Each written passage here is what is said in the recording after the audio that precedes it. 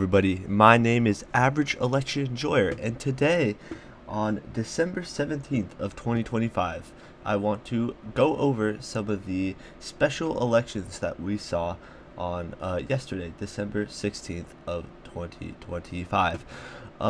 We have there were four special elections on this day. However, I'm going to quickly run through three of them as they are either primaries or uncontested, which makes them a little bit harder to break down. The first of these is Minnesota State House 64A Democratic Special Election Primary, where we had Meg Lugar Nikolai taking out the win in the Democratic primary over four other candidates and any other candidates. Yeah, there's another candidate there, only got 1.3% of the vote. So five other candidates here winning in a six-person primary here.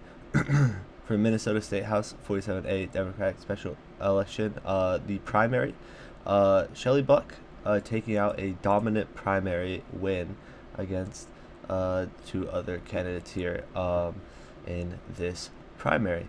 For Minnesota State House districts 47A and 60. Sorry, this was that primary there. This is this primary here. This is just a description of the two primaries that we saw. For the Georgia State Senate 35 runoff, two Democrats competed. Jaha Howard would defeat Roger Bruce 51.9 to 48.1 in a Democrat-only runoff. As you can see, small turnouts for a Senate seat, state Senate seat more specifically, and that is going to be another theme where we're going to see very low turnout in the next election, but again, close victory for Jaha Howard here. Congrats to him on this win.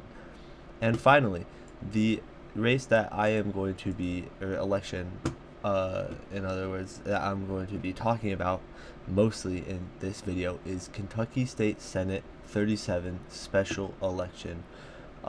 This is the general election of this, where we see Gary Clements taking out a dominant victory over Calvin Leach, Democrat Gary Clements taking out dominant victory over Republican Calvin Leach, with a independent candidate Wendy Higgin getting 22.3% of the vote coming from the Liberal Party.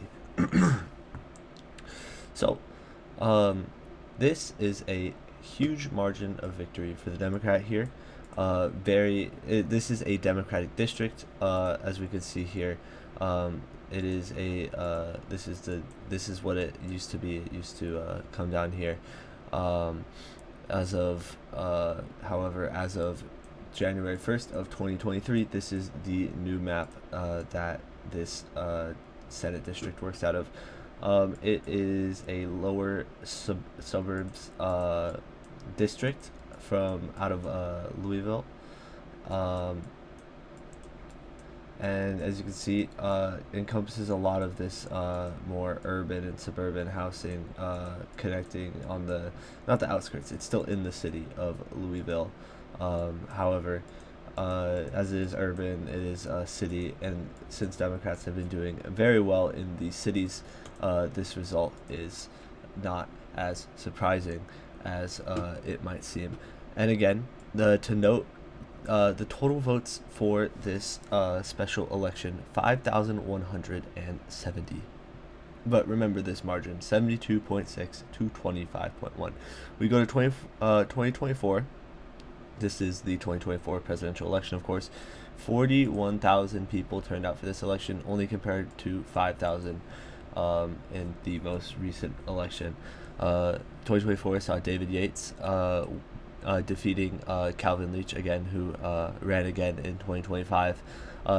However, this is something that you might have been seeing if you watch a lot of these election videos. You see a lot of people talking about the change in the margin. This being another big overperformance by the Democrats in these now a series of special elections, one of which having midterm level turnout, that being the special election in Tennessee for a House of Representatives seat there. But as you can see, 39.6 to 60.4. This is actually a fairly good performance by the Republicans, almost bringing it to within 20 points. Um, being in such a Democratic leaning seat, it's actually fairly good performance there by the Republicans. However, 2025 comes around. Republicans only getting 25% of the vote is not the result that they are looking for. And again, even though the turnout is very low, which is why I don't rate this performance from the Democrats as highly as other performances that you might have seen where you get a much higher turnout. This is significantly lower turnout than we've seen in some of these other special elections. Still, 72.6 to 25.1, increasing their the total points. The Democrats got 12 points and decreasing Republicans 14 points, with the Liberal candidate getting a 2.3% of the vote. Very strong performances from the Democrat here. Not a good performance at all from the Republicans. This shouldn't be the race that completely worries them, but this should, again, it's adding on to what I've been saying. Republicans are really struggling in the cities with the turnout, especially with turnout. And I am not convinced that Republicans will turn out in 2026 if Donald Trump since he will not be on the ballot.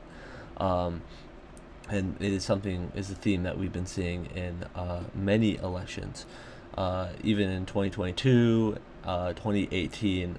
Republicans have never done well without Donald Trump on the ballot, and 2025 is showing signs that 2026 will again continue with that theme. And it is a sort of trend that should have Republicans worrying, and this is yet again just another result that is just going to be showing the Democrats are in a good spot upcoming for 2026. However, things could change. You never know. Politics is very volatile, and things could definitely shift in that amount of time. However, given this result, given the other special election result that just occurred last week, given the elections on November 4th, I think that this is showing that 2026 is going in the Democrats' direction, and that right now it is a blue environment with less than a year for the upcoming midterms. So I'd like to thank you guys for watching this video, and I hope you have a fantastic rest of your day.